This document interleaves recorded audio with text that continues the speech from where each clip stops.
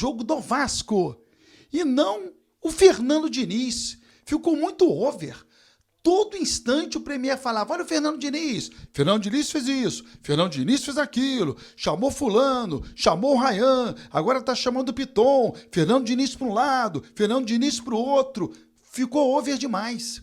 Eu acho legal passar informações, mas a todo instante, a toda hora, parecia que o Fernando Diniz era o centro das atenções, era o destaque do jogo, quando não é. Torcedor não paga ingresso para ver o técnico. Torcedor paga ingresso para ver jogador. Calma, Premier, calma. Dito isso, vamos lá. Primeiro, Fernando Diniz mantém o time que iniciou a partida diante do Lanús, onde o Vasco fez um bom primeiro tempo, passando confiança para os 11 jogadores que começaram na Argentina e que começaram hoje em São Januário. Aí o Vasco faz um gol logo no início. Aí muitas pessoas falam assim, facilitou o gol no início. E eu acho um erro, porque o jogo tem 90 minutos. Você tem que estar preparado para fazer o gol do início ao fim. Preparado para tomar gol do início ao fim. Muita gente fala, né? Tomou o gol no início, desestruturou. Cara, você tem que estar preparado. Você tem um time de futebol. Você tem que estar preparado para tomar um gol no início, para tomar um gol no fim, para fazer o gol no início, para fazer o gol no fim. Você se prepara para isso. Aí o Vasco, pum, com o Nuno Moreira, fez um golaço e o Vasco abriu logo 1-0. E o que a gente viu no primeiro tempo? Jogadores chamando o jogo, entrando na linha de passe, time confiante, ninguém se escondendo, todo mundo tocando, se ajudando, algo que eu não vi há muito tempo no time do Vasco, time se ajudando, Felipe Coutinho participativo o tempo inteiro, na defesa, no meio-campo e no ataque. É importante o Felipe Coutinho lá na frente, mas nesse time do Vasco, talvez seja melhor ele jogar mais recuado, para melhorar a qualidade do time do Vasco na saída de bola. Mais na frente tem o Nuno Moreira. O Felipe Coutinho foi muito bem, eu já esperava por isso.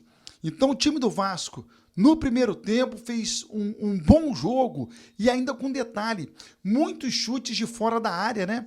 Algo que eu não via muito no Vasco. Os chutes foram errados, em sua maioria, mas o Vasco tentou chutes de fora da área. Sabe o que é isso? É confiança. Jogador brasileiro, ele morre de medo de ser vaiado. Jogador brasileiro não gosta de chutar de longe, por medo de vaia. O que a gente viu hoje em São Januário, principalmente no primeiro tempo, foi o time tentando chutes de fora da área, variando as jogadas. Sabe aquele time de uma jogada só? Cruzamento para o Verratti cabecear, cruzamento para o Verratti cabecear. Hoje o time do Vasco tem outras possibilidades. E esse chute de fora da área é uma delas. O gol do Nuno Moreira, enfim. Então o Vasco produziu muito mais do que vinha produzindo com o Fernando Diniz. Ryan pela direita, caindo pela esquerda, correndo, né, para o fundo, às vezes entrando em diagonal. Então o Ryan também muito mais participativo dentro do jogo. No segundo tempo, o Verratti faz 2 gols. Um cruzamento da direita e o outro cruzamento pela esquerda. Nenhum de cabeça. Todos por baixo, o que já mostra também uma variação de jogada. Fugindo daquela história de só a bola na área, só a bola na área. No segundo gol ele chegou a pedir a bola aérea, né? Mas é interessante, é muito bom você acompanhar isso, né? O PH pela direita cruza rasteiro. O Piton pela esquerda, cruza rasteiro. Nuno fez a jogada do segundo gol, participou, né, da jogada. E no primeiro, o Léo Jardim atrasando um pouco o jogo, Fortaleza avança e ele solta a bola no PH. Então é um Vasco que, né, tem um molho do Diniz, tem uma esperança bacana aí para o torcedor. Outro detalhe importante, quando o Vasco faz 3-0 e aí sela a sorte do jogo, vitória garantida, nenhuma substituição. O Fernando Diniz não fez nenhuma substituição até o Vasco fazer 3-0 lá para os 30 do segundo tempo. Interessante. O que isso quer dizer? Que o Vasco cansa menos. Esse tipo de jogo do Vasco, com bola no pé, faz o Vasco cansar menos. Nenhuma substituição. O Vasco era um time que mexia, porque todo mundo cansava. Faz 3-0, nenhuma substituição e já sem o Felipe Coutinho. E aí a gente precisa falar. O Felipe Coutinho estava tão ligado assim no jogo que ele toma um cartão vermelho de maneira infantil, fazendo algo que não é dele, não é do perfil do Felipe Coutinho. A jogada não estava nem com ele. E aí ele sai de um lado para ir lá reclamar com o Marinho, que já seria expulso.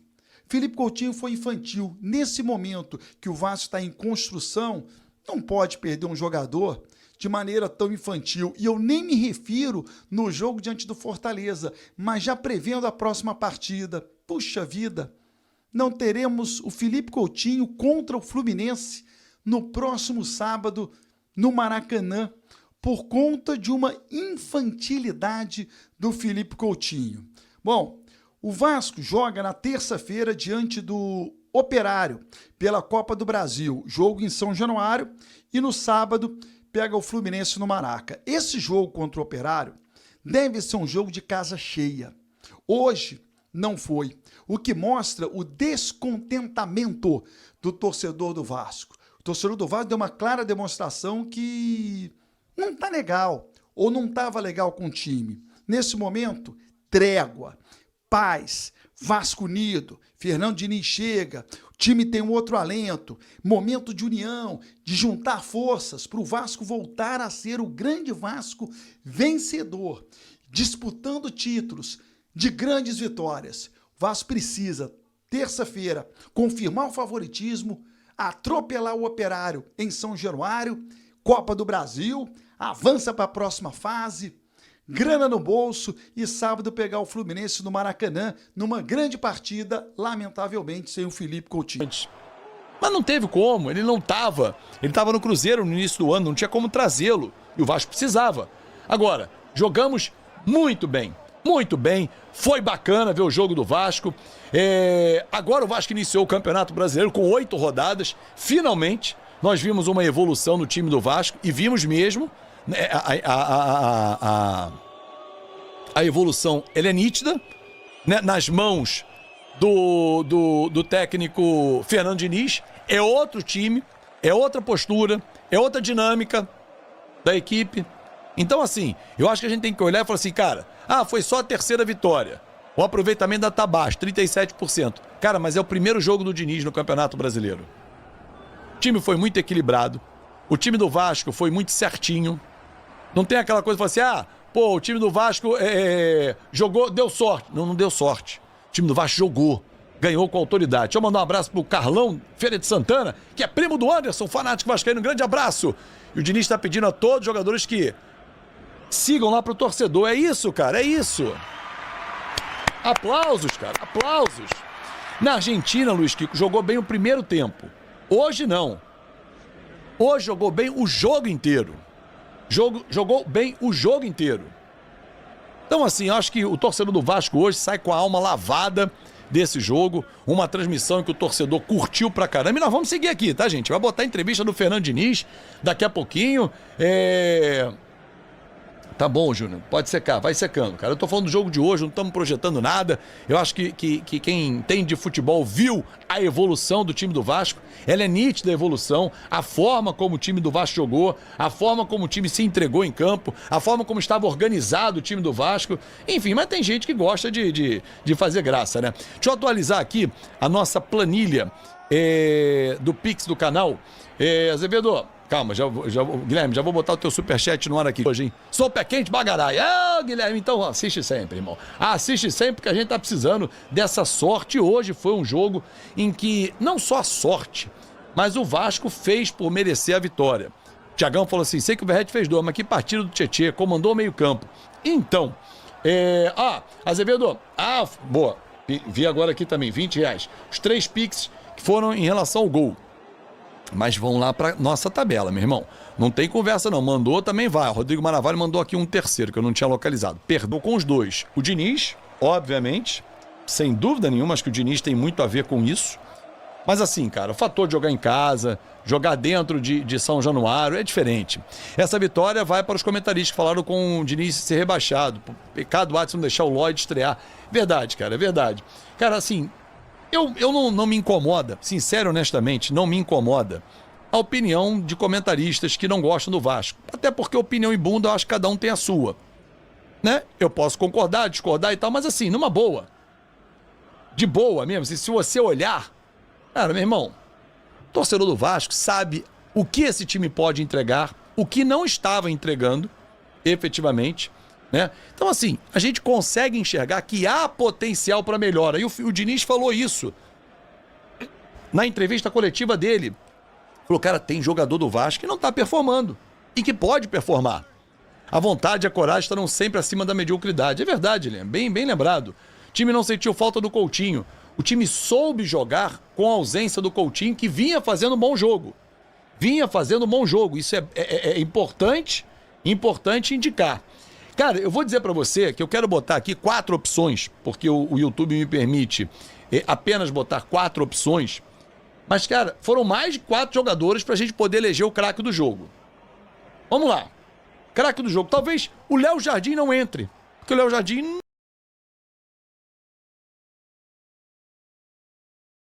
Quem foi o craque do jogo? Olha só quem foi o craque do jogo. Vamos lá. Tietê fez uma partidaça. Ryan. Verrete. Ou Nuno Moreira. Reparem que eu teria mais opções. Eu poderia colocar Paulo Henrique. Poderia colocar Luiz Gustavo, foi soberano na zaga. O João Vitor jogou bem. Cara, então assim, a gente teve boas opções pra botar. Mas, assim, só... o YouTube só permite 4 opções. Então, assim, vai deixando aí a sua mensagem. PH foi muito bem também. O lance do terceiro gol, a monstruosidade, a jogada dele. Hugo Moura foi muito bem. A gente não tem um jogador... Quando eu falei do Léo Jardim, é porque ele não foi tão exigido. Tá mais calmo hoje, Azevedo? Porra, bem mais calmo, Thiago. Hoje foi só no amor. Venci mais cedo aqui na Liga Cidade Jardim. Batemos o Celta de Vigo. Eu defendo o Atlético de Madrid por 3-2. E hoje também. Carolina e Ferronato, que é o Juninho Botino. Fábio, a diferença é gigantesca com o Diniz. O time não toca pra trás depois que passa do meio campo, pelo menos quase nunca. O time é mais vertical. Cara, é assim, ó. É isso. Porra, é um sábado de aleluia. Obrigado, Juninho. É bem isso, cara. É jogar pra cima. Ryan, com muita personalidade, foi pra cima da marcação, quase fez um gol, a bola carimbou a trave. Então, assim, a gente observou um time jogando futebol, um time em que não rifou bola, trabalhou, procurou encontrar as melhores opções. E, cara, ainda, vou dizer pra você, é cedo pra dizer que, cara, o trabalho vai ser fantástico, mas é notória a diferença. É cedo pra dizer onde nós vamos chegar, mas é notória a diferença. Você vai falar assim, cara, meu irmão, com a pureza da minha alma. E essa é a mais pura verdade. Tá bom, Felipe? Grande abraço, meu camarada. Fica com Deus. Sérgio Martins também está sempre aqui com a gente. Pedrinho se esconde em silêncio atrás dessas demissões, joga nas costas dos outros a responsabilidade pela incompetência dele próprio e do Felipe. Bom, eu acho que o Felipe pelo menos bota a cara, né? Vai lá e mostra que tem personalidade para encarar desafios como dirigir um time que ficou à deriva depois da demissão do Fábio Carille. Também acho que você tem razão. É muito fácil demitir A, B e C para jogar para a galera, para ser populista, para poder demonstrar algum tipo de trabalho. Mas, para mim, de um modo geral, é até burro, até burrice. Por quê? Porque foi um cara que a gente... O Capasso não, porque foi contratado pela 777. Mas o Marcelo Santana e o Souza foram contratados pelo Pedrinho. Então, ele assina embaixo, ó, eu errei, eu fui burro. Né? Principalmente o Souza, porque foi uma exigência do Felipe Coutinho. Se ele mandasse Felipe Coutinho, Souza e Alex Teixeira embora, eu bateria a palma. Que aí sim seria um ato de coragem, não de populismo. Mas, enfim, não vou ficar aqui perdendo meu tempo e gastando vela para defunto ruim. Tá bom? Um abraço, Sérgio. Zander Fernandes, te amo, meu amigo e ídolo. Estou de volta aos poucos. Meu maior e melhor tratamento sempre foi você e o Vasco estar. E o Vasco estar no canal me fez bem. E junto veremos Vasco campeão ainda. Te amo. Obrigado, cara. Obrigado, Zander. Pessoal, vou contar uma historinha para vocês aqui, muito legal. Eu tenho aqui membros, e quando... Eu não sei fazer, tá? Peço desculpe. Quando o Gui Camarga trabalhava com a gente aqui, uma vez ou outra eu fazia uma live de membros. E um dia o Zander entrou e falou, porra, eu estou desempregado, eu nem tenho o dinheiro, porque acho que paga para ser membro, nem sei quanto é, gente. E aí eu comecei a chorar, ele começou a chorar também. Eu mandei uma camisa para ele, com um autógrafo, uma dedicatória bem bacana, e a gente criou uma relação muito bacana, uma amizade muito bacana. Pelo Zander, e pelo Alan Sérgio, pelo Felipe Benevides, Sérgio Martins, enfim, pela Bia, tio Zezé, enfim, uma galera aqui que eu ainda faço essas lives, porque ela tem sido só desgastante e prejudicial à minha carreira e imagem. Mas quero agradecer o seu carinho, Zander, seu respeito, sua admiração. E eu também acredito que no futuro muito próximo nós veremos o nosso Vasco novamente no topo. Tá bom? Grande abraço, meu amigo. Sérgio Martins novamente. Eu só espero que se a situação não melhorar, a torcida não concentre protestos apenas no Diniz e cobre quem realmente tem culpa, Pedrinho e Felipe. Bom, casa onde falta o pão, todo mundo briga e ninguém tem razão. As decisões importantes, elas têm sido tomadas pelo Pedrinho. Como Pedrinho e Felipe, sempre estão juntos, é bem possível que essa culpa seja concorrente, né? Que o Felipe tenha culpa também.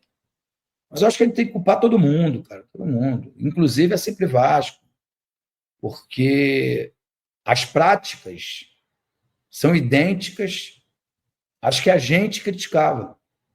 Eu me incluo, né?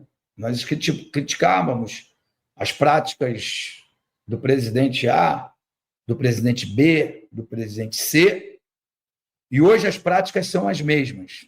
Contratações com um só empresário, demissões por encunho pessoal, afastamento de ídolos, como foi meu caso, decisões monocráticas, né? Nem sei se a palavra é essa, porque eu sou burro, mas eu escutei isso aí em algum lugar. E apoio e uma obsessão muito grande pelo poder. Era isso que a gente dizia que era mais errado nas outras gestões.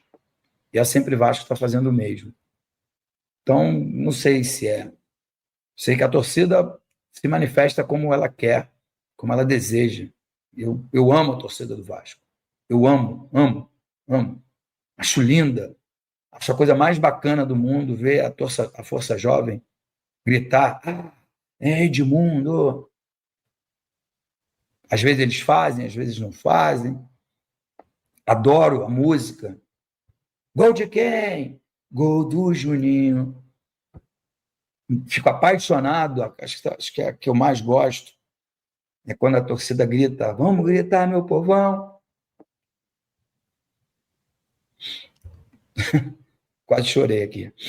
Vamos gritar, meu povão. É gol, é gol. A rede vai balançar. Sou Vasco da Gama, meu. Vasco abre negociação para contratar lateral Nelson Semedo. O Vasco da Gama surpreendeu o mercado da bola neste sábado ao iniciar oficialmente negociações para contratar o lateral direito português Nelson Semedo, atualmente no Wolverhampton, da Inglaterra. Aos 31 anos, Semedo tem contrato com os Wolves até junho de 2025, mas já pode assinar um pré-acordo com outro clube.